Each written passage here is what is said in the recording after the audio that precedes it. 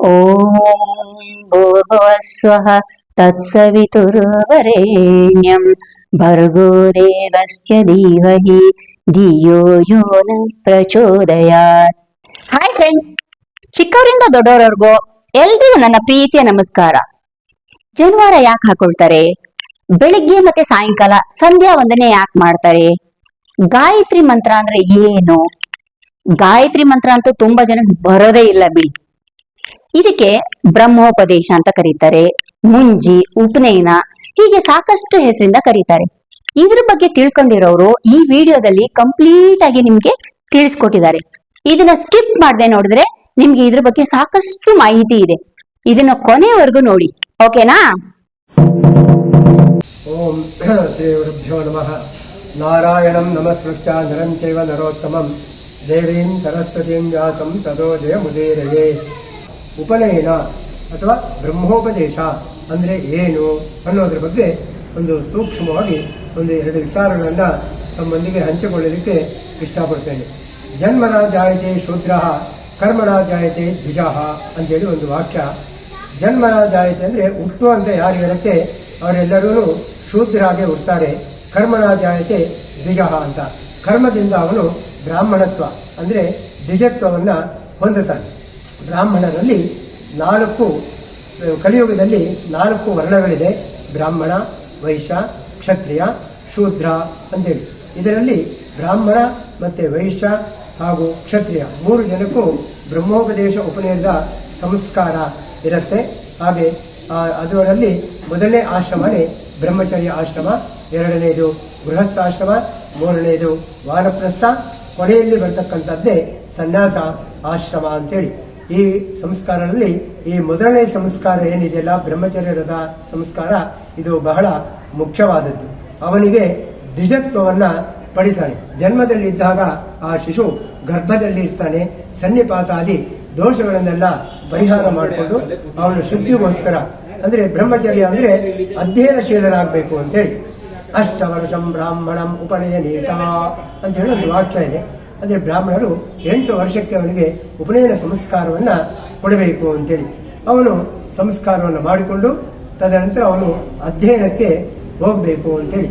ಅಂದರೆ ಏನಕ್ಕೋಸ್ಕರ ಮಾಡಬೇಕು ಅಂತ ಹೇಳಿದ್ರೆ, ಅವನಿಗೆ ಒಂದು ಏನಾದರೂ ಸಂಸ್ಕಾರವಾಗಿ ಉತ್ತಿರಿಯಾರ್ಥಂ ಅಂತ ಹೇಳ್ಬಿಡಿ. ಬ್ರಾಹ್ಮಣ ವ್ರತವನ್ನು ಸ್ವೀಕಾರ ಮಾಡಿದಾಗ ಏನಾಗುತ್ತೆ, ಅವನು ಯಜ್ಞೋಪವೀತ ಮೊದಲನೇದಾಗಿ ಧಾರಣೆ ಆಗುತ್ತೆ. ಯಜ್ಞೋಪವೀತ ಧಾರಣೆ, ಅದರಲ್ಲಿ ಬ್ರಹ್ಮ, ವಿಷ್ಣು, ಮಹೇಶ್ವರ, ರುದ್ರಾದಿ ದೇವತೆಗಳು ಹಾಗೂ ನವತಂತ್ರ ದೇವತೆಗಳಿಂದ ಅದರಲ್ಲಿ ಆವಾಹನೆ ಮಾಡಿ ಯಜ್ಞೋಪವೀತವನ್ನು ದಾನ ಮಾಡಿ ಧಾರಣೆಯನ್ನು ಮಾಡ್ತಾನೆ. ನಂತರ ಬ್ರಹ್ಮೋಪದೇಶವನ್ನು ಮಾಡ್ತಾರೆ. ಅದು ಗೌಪ್ಯವಾಗಿ ಮಾಡ್ತಾರೆ. ಬ್ರಹ್ಮೋಪದೇಶ ಅಂದರೆ ಗಾಯತ್ರಿ ಮಂತ್ರ 24 ಅಕ್ಷರಗಳಿಂದ ಕೂಡಿರತಕ್ಕಂತಹ ಗಾಯತ್ರಿ ಛಂದಸ್ಸಿನಿಂದ ಇರತಕ್ಕಂತಹ ಒಂದು ಆ ಬ್ರಹ್ಮೋಪದೇಶವನ್ನು ಮಾಡ್ತಾನೆ. ಅವನು ಆ ಬ್ರಹ್ಮಚರ್ಯ ವ್ರತದಲ್ಲಿ ಉಪದೇಶವನ್ನು ಮಾಡಿ ಜಪವನ್ನು ಮಾಡ್ತಾ ಇದ್ರೆ ಬ್ರಾಹ್ಮಣನಿಗೆ ಮತ್ತು ಬೇರೆ ಜಾತಿಯರು ಶೂದ್ರನಿಗೆ ಇರತಕ್ಕಂತಹ ವ್ಯತ್ಯಾಸ ಮುಖದಲ್ಲೇನೆ ಆ ಲಕ್ಷಣಗಳು ಆವಿರ್ಭೂತವಾಗುತ್ತದೆ. ಅವನು ದ್ವಿಜತ್ವವನ್ನು ಹೊಂದಿ ಜಪವನ್ನು ಮಾಡಿ ಅನುಷ್ಠಾನವನ್ನು ಮಾಡ್ಕೋಬೇಕು. ಹಾಗೆ ಬೆಳಗ್ಗೆ ಸಾಯಂಕಾಲ ಸಮಿಧಾಧಾನವನ್ನು ಮಾಡಬೇಕು. ಅಂದರೆ ಅಗ್ನಿ ಕಾರ್ಯ ಅಂತ. ಬೆಳಗ್ಗೆ ಅಗ್ನಜೆ ಸಮಿಧಂ ಅಹಾರುಷಂ ಇತ್ಯಾದಿ ಮಂತ್ರಗಳಿಂದ ಸಮಿಧಾಧಾನವನ್ನು ಮಾಡಿ ನಂತರ ಅಗ್ನಿಯಲ್ಲಿ ಪ್ರಾರ್ಥನೆಯನ್ನು ಮಾಡ್ತಾನೆ. ಏನಪ್ಪಾ ಅಂದರೆ, ಈ ಕಲಿಯುಗದಲ್ಲಿ ಪ್ರತ್ಯಕ್ಷ ದೇವತೆಗಳು ಯಾರು ಅಂತಂದರೆ, ಒಂದು ಅಗ್ನಿದೇವರು, ಇನ್ನೊಂದು ಸೂರ್ಯ ಮತ್ತು ಚಂದ್ರರು ಅಂತ. ಅವರ ಸಮ್ಮುಖದಲ್ಲಿ ಅವನು ಪ್ರಮಾಣವನ್ನು ಮಾಡ್ತಾನೆ. ಏನಂತ?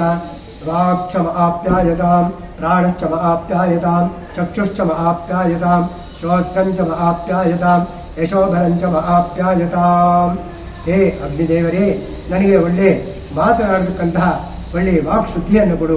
ಹೇ ಅಗ್ನಿದೇವರೇ, ನನಗೆ ಶ್ವಾಸೋಚ್ಛ್ವಾಸ ಉಸಿರಾಡತಕ್ಕಂತಹ ಮೂಗು ನಾಸಿಕ ಅದನ್ನು ಒಳ್ಳೆ ಶ್ವಾಸವನ್ನು ಕೊಡು. ಹಾಗೆ ಹೇ ಅಗ್ನಿದೇವರೇ, ನನಗೆ ಒಳ್ಳೆ ಚಕ್ಷುಷು ಕಣ್ಣುಗಳನ್ನು ನೋಡತಕ್ಕಂತಹ ಶಕ್ತಿಯನ್ನು ಕೊಡು. ಹಾಗೆ ಓ ಅಗ್ನಿದೇವರೇ, ನನ್ನ ಶ್ರೋತೃಗಳು ಅಧ್ಯಾಪಕರು ಪಾಠವನ್ನು ಮಾಡಿದಾಗ ಯಾವುದು ಶ್ರಾವ್ಯವಾಗಿರುತ್ತದೋ, ಯಾವುದು ಗ್ರಾಹ್ಯವಾಗಿರುತ್ತೋ ಅದನ್ನು ಕೇಳಿಸ್ಕೊಳ್ಳೋದಕ್ಕೆ ಒಳ್ಳೆ ಶ್ರವಣವನ್ನು ಕೊಡು. ಇದಿಷ್ಟೇ ಸಾಲದು. ಹಾಗಾಗಿ ಯಶೋ ಬಲವನ್ನು ಕೊಡಬೇಕು. ಯಾಕಂದರೆ ಶರೀರ ಮಾಧ್ಯಮ ಕಲು ಧರ್ಮ ಸಾಧನಂ. ಅಂತೇಳಿ ಶರೀರ ಗಟ್ಟಿ ಇದ್ರೆ ಇವೆಲ್ಲ ಸಂಸ್ಕಾರಗಳನ್ನು ಮಾಡೋಕ್ಕಾಗುತ್ತೆ.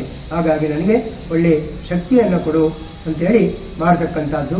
ಬ್ರಹ್ಮಚಾರ್ಯ ಕೆಲವೊಂದು ಧರ್ಮಗಳಿರುತ್ತೆ, ಅಂದರೆ ಪಾಲನೆ ಮಾಡಬೇಕು. ಅವನು ಬ್ರಹ್ಮಚಾರ್ಯ ವ್ರತವನ್ನು ಸ್ವೀಕಾರ ಮಾಡಿದ ಕೂಡಲೇ ಅವನು ಇಂಡಿಪೆಂಡೆಂಟ್ ಅಂತೇಳಿ ಆಗ್ತಾನೆ, ಅಂದರೆ ಸ್ವತಂತ್ರನಾಗ್ತಾನೆ. ಯಾರೇ ಒಂದು ಅಪ್ಪ ಅಮ್ಮ ಆಶ್ರಯ, ಯಾರ ಆಶ್ರಯದಲ್ಲಿ ಅವನು ಇರೋದಿಲ್ಲ. ಸ್ವತಂತ್ರನಾಗಿ ಗುರುಕುಲದಲ್ಲಿ ಹೋಗಬೇಕು, ಅಧ್ಯಯನವನ್ನು ಮಾಡಬೇಕು, ಊಟಕ್ಕೋಸ್ಕರ 4 ಕಮಲೆಗೆ ಭಿಕ್ಷಾಟನೆ ಮಾಡಬೇಕು. ಭಿಕ್ಷಾಟನೆಯನ್ನು ಮಾಡಿಕೊಂಡು ಬಂದು ಅವನು ಭಿಕ್ಷೆಯನ್ನು ಗುರುಗಳಿಗೆ ಸಮರ್ಪಣೆ ಮಾಡಿ ತದನಂತರ ಅವನು ಭಿಕ್ಷಾಟನೆಯನ್ನು ಊಟವನ್ನು ಮಾಡಿ ಮತ್ತೆ ಅಧ್ಯಯನಶೀಲರಾಗಬೇಕು. ಈ ರೀತಿಯಾಗಿ ಪಾದರಕ್ಷೆಗಳನ್ನು ಧರಿಸಬಾರದು. ನಂತರ ದಂತ ಧಾವನಗಳನ್ನು ಬೇವಿನ ಕಡ್ಡಿ ಇಂಥದ್ರಲ್ಲಿ ಉಜ್ಜಬೇಕು. ಮಾಲ್ಯಾದಿ ಹಾರಗಳನ್ನು ಹಾಕ್ಕೋಬಾರ್ದು. ಬೇರೆ ಕಡೆ ಶೂದ್ರಾದಿಗಳ ಸ್ಪರ್ಶ ಮಾಡಬಾರ್ದು. ಅನ್ಯ ಶ್ರವಣಿಯರಿಗೆ ಮುಟ್ಕೋಬಾರ್ದು. ಈ ರೀತಿಯೆಲ್ಲ ಪಾಲನೆಯನ್ನು ಮಾಡಬೇಕು ಅಂತೇಳಿ ಇದು ಸಂಕ್ಷಿಪ್ತವಾದಂತಹ ಒಂದು ಬ್ರಹ್ಮಚರ್ಯದ ವ್ರತ. ನಾನು ವೇದ ಬ್ರಹ್ಮಶ್ರೀ ವಿದ್ವಾನ್ ಡಾಕ್ಟರ್ ಕೆ.ಎಸ್. ಅರುಣ್ಕುಮಾರ್ ಅಂತೇಳಿ ಮೇಲ್ಗುಡೆ ಸಂಸ್ಕೃತ ಕಾಲೇಜಿನಲ್ಲಿ ಪ್ರಾಂಶುಪಾಲರಾಗಿ ಕಾರ್ಯವನ್ನು ನಿರ್ವಹಿಸುತ್ತಿದ್ದೇನೆ. ಹಾಗೆ ನಮ್ಮ ಶಿಷ್ಯರಾದ ವೇದ ಬ್ರಹ್ಮಶ್ರೀ ಉಮೇಶ್ ಚಕ್ರವರ್ತಿ ಅಂತೇಳಿ ಅವರು ಸಹ ಈ ಕರ್ಮಾದಿಗಳನ್ನು ಬಹಳ ಅಚ್ಚುಕಟ್ಟಾಗಿ ಮಾಡ್ತಾರೆ. ನಮಗೇನಾದರೂ ಅವಶ್ಯಕತೆ ಇದ್ದಲ್ಲಿ ಅವರನ್ನು ಭೇಟಿಯಾದರೆ ಅವರು ನಿಮಗೆ ಒಳ್ಳೆಯ ಸಂಸ್ಕಾರಯುಕ್ತವಾದಂತಹ ಸಂಸ್ಕಾರಗಳನ್ನು ಮಾಡಿಕೊಡ್ತಾರೆ.